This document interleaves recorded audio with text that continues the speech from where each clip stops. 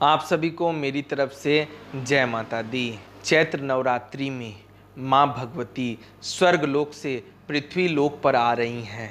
माँ का स्वागत करने के लिए आप सभी भक्त पूरी तरीके से तैयार रहिएगा। माँ भगवती की पूजा में, पाठ में, जप में, भोग में, साथ ही घर के वातावरण में कोई भी कमी नहीं आनी चाहिए। माँ भगवती आपके प्रेम से, आपके विश्वास से आपके घर आ रही हैं, तो आपको किसी भी प्रकार की गलती करने से बचना चाहिए। घर में बिल्कुल भी तामसी भोजन नहीं बनना चाहिए, लहसुन प्याज भी नहीं बनना चाहिए। इस बात का आपको विशेष ध्यान रखना है। घर में शराब मदिरा पीकर किसी को भी नहीं आना है, इस बात को आपको विशेष ध्यान रखना है। माँ भगवती एक सात्विक देवी हैं जो व्रत के दौरान एक पत्ते को भी ग्रहण नहीं करती हैं। तो उन सात्विक देवी की भक्ति भी आपको बिल्कुल सात्विक तरीके से और मन को पवित्र करके करनी है। माँ नौ दुर्गा अपनी शक्तियों से, अपने प्रेम से और अपने नारी शक्ति से जानी जाती हैं कि एक नारी के अंदर, एक महिला के अंदर कितनी ऊर्जा हो सकती है, कितनी शक्ति हो सकती है। माँ भगवती के अंदर इतनी अपार ऊर्जा है, इतनी अद्भुत क्षमता है कि सभी देवी देवता माँ भगवती को अपनी कुल देवी मानते हैं। क्योंकि माँ दुर्गा जितने भी देवी देवता हैं उन पे कष्ट पड़ने पर माँ भगवती ही उनके दुख का निवारण करते हैं, उनके कष्ट का निवारण करती है। माँ भगवती की नवरात्रि पर आपको कुछ ऐसा उपाय बताने जा रहा हूं जिसको करने से आपकी हर इच्छा मनोकामना पूर्ण होती है। तो बिल्कुल ध्यानपूर्वक सुनिएगा। माँ दुर्गा की कृपा प्राप्त करने के लिए सबसे आसान तरीका है कि आप पूजा स्थान में माँ दुर्गा के साथ साथ माँ लक्ष्मी और माँ सरस्वती की चित्रों का भी स्थापना करें। इन्हें फूलों से सजाकर विधि पूर्वक पूजा अवश्य करनी चाहिए। यानी माता भगवती के साथ माँ लक्ष्मी और माँ सरस्वती भी आप अवश्य रखें, और हो सके तो उसके साइड में आप माता काली का भी पूजन कर सकते हैं। और आपको माँ भगवती के पीछे भगवान भोलेनाथ और आपको हो सके तो हनुमान जी महाराज की छोटी सी तस्वीर या छोटी सी मूर्ति की भी पूजा आपको अवश्य करनी चाहिए। इससे माता भगवती शीघ्र प्रसन्न हो जाती हैं, क्योंकि माता भगवती भक्त के प्रेम की भूखी होती हैं, भक्त की आस्था की भूखी होती हैं, भक्त के विश्वास की भूखी होती है।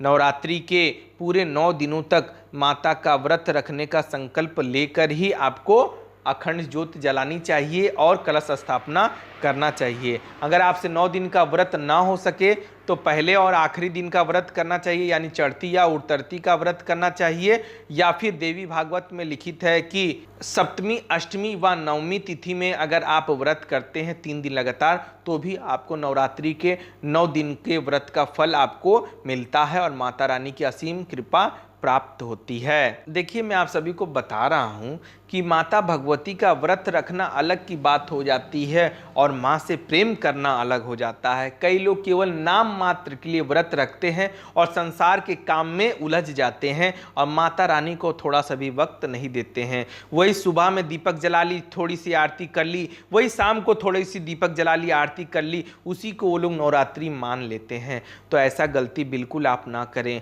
9 दिन जब माँ स्वर्ग छोड़कर पृथ्वी लोक पर आती हैं, पृथ्वी लोक को समझ लीजिए ये कहा जाता है मृत्यु लोक कहा जाता है, यानी यहाँ जो आता है वो मरता ही मरता है। तो सोचिए, माँ भगवती केवल अपने भक्तों के लिए, अपने साधकों के लिए, अपने प्रियजन के लिए ही वो नीचे आती हैं, यानी पृथ्वी पर आती है। तो आपको भी उनके लिए समय अवश्य निकालना चाहिए। मैं मानता हूं जिंदगी में बहुत व्यस्तता आ गई है, संसार में लोग बहुत व्यस्त हो गए हैं, किसी के पास रात को सोने का भी समय नहीं है। फिर भी आप जिस समय जग रहे हो, जब आपको लगता है कि इस समय में मैं थोड़ी देर के लिए खाली हो, उसी समय, चाहे वो रात के 1 बज रहे हो, 3 बज रहे हो, चाहे वो दोपहर के 2 बज रहे हो, उससे कोई मतलब नहीं है। माँ भगवती, चाहे संसार के कोई भी देवी देवताओं को आप जिस समय पूजा करते हैं वो आपकी पूजा को स्वीकार करते हैं, इसमें संदेह नहीं है। इसी के लिए आप नवरात्रि में ज़्यादा से ज़्यादा समय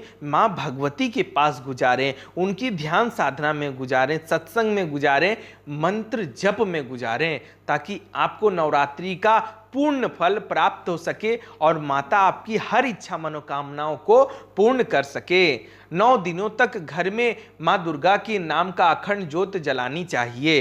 इन दिनों अधिक से अधिक माँ के नवाण मंत्र यानी ओम ऐं ह्रीं क्लीं चामुंडाय विच्चे मंत्र का जप करना बेहद उत्तम रहता है। इसके अलावा इन दिनों आपको दुर्गा सप्तशती के पाठ का भी अध्ययन करना होता है। अगर आप माँ दुर्गा के सप्तशती पाठ का अध्ययन करते हैं यानी पाठ करते हैं, उन्हें सुनते हैं या फिर पढ़ते हैं, तो आपको 10 गुना अधिक लाभ होता है, क्योंकि माता सती में विराजमान रहती हैं। जिस प्रकार माता देवी भागवत में विराजमान है, उस प्रकार माता सप्तशती में भी विराजमान है।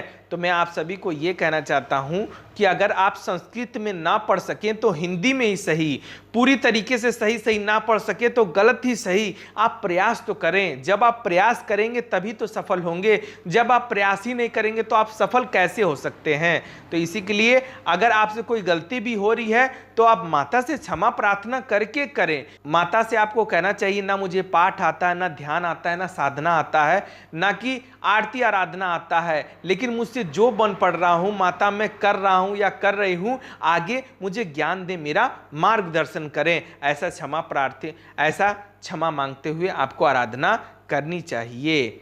माँ दुर्गा की पूजा में हमेशा लाल रंग के आसन का उपयोग करना शुभ माना जाता है। पूजा खत्म होने के बाद इस आसन को प्रणाम करके लपेटकर सुरक्षित जगह पर रख देना चाहिए।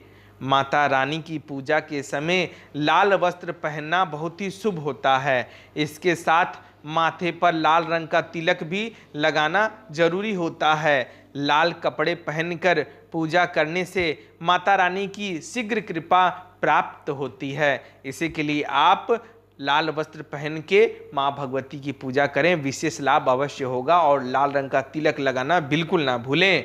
माँ दुर्गा को प्रातः काल यानी भोर के समय शहद मिला दूध अर्पित करें।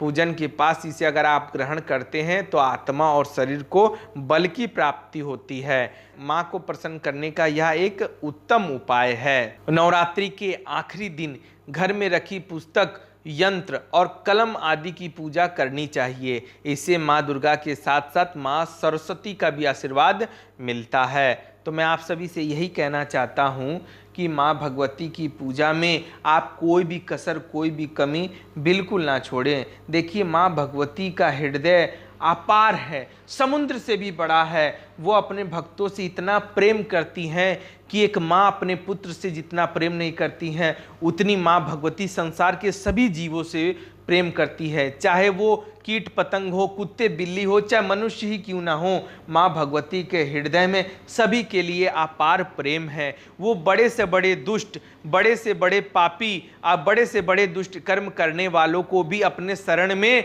ले लेती हैं। माँ का हृदय बहुत ही निर्मल व कोमल है। अगर कोई भी बुरा व्यक्ति, कोई भी पापी व्यक्ति माँ को सच्चे मन से पुकारता है तो माँ उसे क्षमा कर कर अपने शरण में ले लेती हैं और उनका मार्गदर्शन कर देती हैं।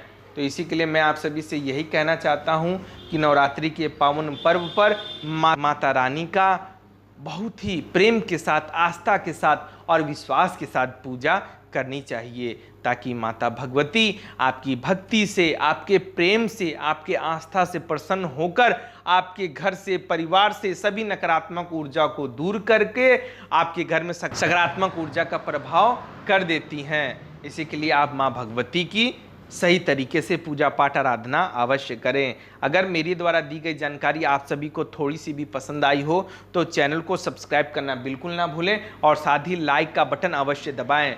धन्यवाद। जय माता दी।